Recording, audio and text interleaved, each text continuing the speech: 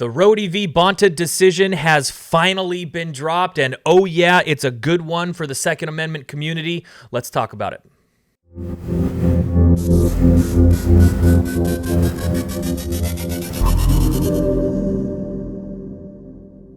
Hey everybody, welcome back to the channel today. That is right, the Rhode v. Bonta decision has been dropped by Judge Benitez. I can't exactly say it was a decision we weren't expecting, but it's a happy day nonetheless. To walk us through it, we have brought on CRPA's volunteer president, Chuck Michel. Chuck, thank you for being with us today. How are you? Hey, it's a pleasure, guys. Glad to be here. What a great day. Absolutely. So, Chuck, I mean, just for anybody who maybe hasn't been following along, let's go ahead and walk through this case. Dates all the way back to Prop 63 in 2016. What is Rhode v. Bonta?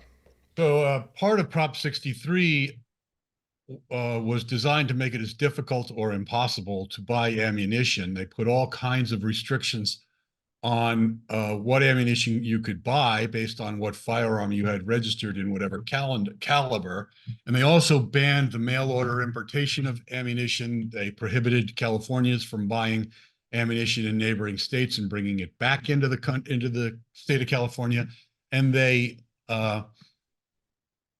imposed a background check. Every time you want to buy ammunition, you had to clear a background check and pay a fee.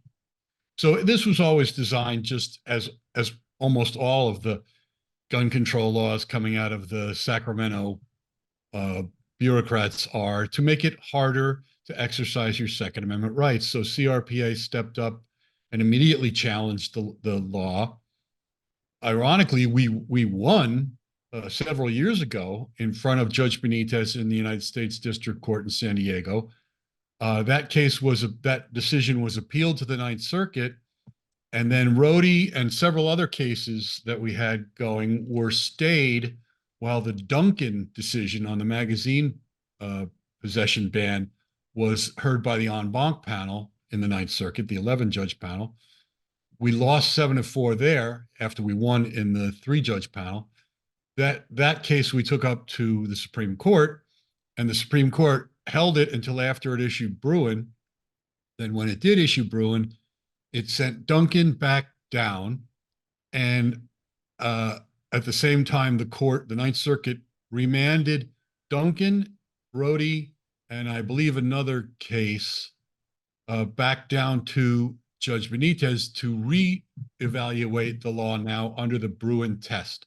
And so that's what took so long. It went all the way up and came all the way back. And now, today, this morning, breaking news: Judge Benitez again struck down the ammunition background check law and the bans on mail order of ammunition. So I'm sure that the state is going to appeal this immediately.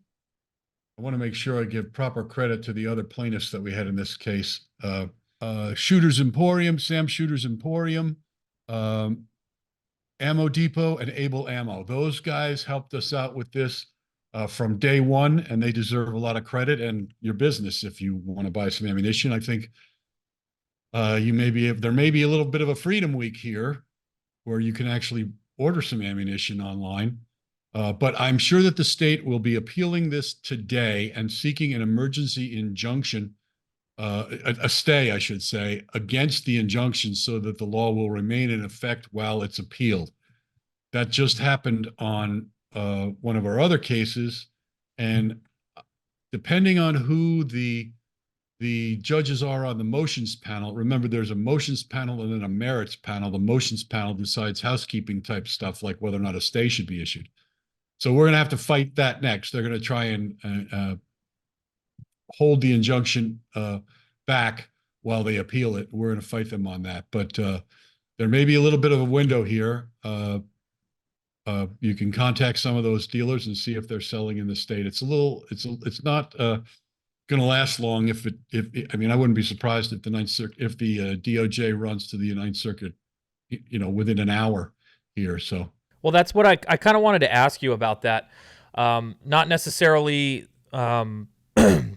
what the DOJ would do, but on the side of Judge Benitez, and I guess this is kind of an opinion-based question. But I mean, he took into consideration what the original Freedom Week did with the magazines that can hold more than 10 rounds in his second ruling on Duncan. The second time that he did it, he put a stay on his decision before he actually offered it, right? So He gave them 10 days to appeal. And I need to double check this because you're raising a good point, but it looks to me like he did not stay this injunction. And that's sort of my question. I mean, why would he do that for Duncan, but not for Rhode? Well, the state may not have asked. The state asked for him to put that stay on there as part of their arguments in the underlying, in the merits portion of the case, the briefing. And I just can't remember if the state asked for that. This opinion's hot off the presses. I haven't even read the whole thing yet. I skimmed it, but there's a lot of details that we need to still develop, and that CRPA will be putting out as soon as me and all the other lawyers that I'm working with and that CRPA is working with get a chance to digest this thing, because it's a bit long and thorough, which Judge Benitez is very good at doing because he knows he's going to be appealed. So he documents the record very thoroughly. We just have to take the time to really get into it. But we really are talking about those two big things. So that cost that anybody would incur in having to do that background check itself, as well as importation of ammunition. Those things seem to be what this decision is honing in on, and it's saying that is an unconstitutional thing for the California state government to impose on the citizens. And if there is no stay on this, those background checks cease to exist, right? The importation law ceases to exist. We can start ordering ammunition back to our homes. That's what this lawsuit's all about. Yes, but let's not get too excited about that, because as I said, the DOJ will be running to the Ninth Circuit immediately, and I suspect the motions panel, even though we'll oppose it, will grant a stay so this law stays in effect or goes back into effect. The injunction gets blocked until the appeal is over. So I don't know. We're trying to figure out how to advise FFLs on this. I don't think you can really count on an FFL not doing the background check for like the next few hours while they wait to see what the DOJ does. But apparently some of our plaintiffs are taking mail order shipments. So you just have to ask. I feel like it's lawsuits like these, and we've seen some other aspects of the firearms community becoming a little bit more tight-knit. Can you go into the process at all of the collaboration with anybody else that might take place in creating and going forward with a lawsuit like this? Well, we work very closely with the plaintiffs, in this case, ammo companies. But we also work with Second Amendment Foundation, Gun Owners of California, Gun Owners of America. We're in a historic time for the Second Amendment, and I think everybody has finally realized that it's not a zero-sum game. If you have one group that you like more than other, I mean, my favorite CRPA, so I hope you join and donate to us because we're really at the forefront of all the battles here in California.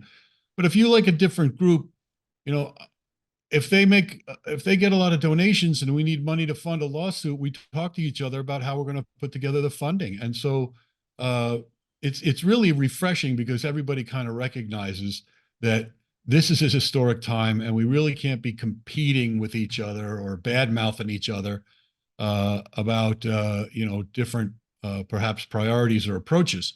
So there's a huge coalition, and CRPA has developed the Hunting and Conservation Coalition with all the hunting groups now working together. I mean, it's really encouraging to see all these groups coming together with a focus on defending, enhancing, and restoring in California our Second Amendment rights. Well, this is certainly a huge step in the right direction. As far as Rhode is concerned, what are your final thoughts? What do you see going forward? I expect to see a notice of appeal and a request for an emergency stay filed within the next few hours, and we'll have to fight that. And that's going to be the next round of breaking news. CRPA will also be putting out bulletins that really analyze the decision and give people some guidance on what it really means specifically. And then this case will be on appeal. It will be up in the Ninth Circuit. And the big test, not just in this case, but every case that's up there, and it's all backing up behind Duncan again, the magazine possession ban. How is the Ninth Circuit going to apply the Bruin methodology? Are they going to be loyal to the Bruin mandate that you have to look at the text of the Second Amendment and decide whether or not the conduct is covered? And it's not just self-defense firearms; it's recreational shooting arms, it's hunting firearms, it's competitive shooting, it's getting your gun fixed, adding parts to it that make sense for your individual circumstances. All of that is covered under the text. And then there's the history and tradition, whether or not there's some historical law that would indicate that the founders would have tolerated the modern day law. And if they stick to that, we're going to win a lot of cases. But if they try and twist that, like they did after Heller, I mean, they twisted the Supreme Court's rulings, and it took us, 12 years to get back in front of the Supreme Court again and get some of the things that they misinterpreted and misapplied from the Heller decision straightened out by Bruin. But now they're trying to do the same thing, twist the language in Bruin to, some of these courts will bend over intellectually backwards to uphold a gun control law. Well, certainly a good reason for people to stay tuned for the updates, also with some large ramifications. So looking forward to, I guess, people doing the right thing. Doesn't mean they always do, but we can always be optimistic. Chuck, I know you're a busy guy. I want to thank you for taking the time with us today. Thanks for having me, guys. And as things develop, we'll get back on here again and tell you more. Oh, awesome. And as always, guys, be sure to like, share, and subscribe to these videos. Hit that notification bell so that when videos like this drop, you are the first to be informed. And hey, if you want to contribute to lawsuits like this, and if you want to see more lawsuits, check the description below. Join CRPA or donate to CRPA. We like getting these wins in court, so please, every single penny counts and bringing you lawsuits like this. So thanks again, guys, and we'll see you on the next one.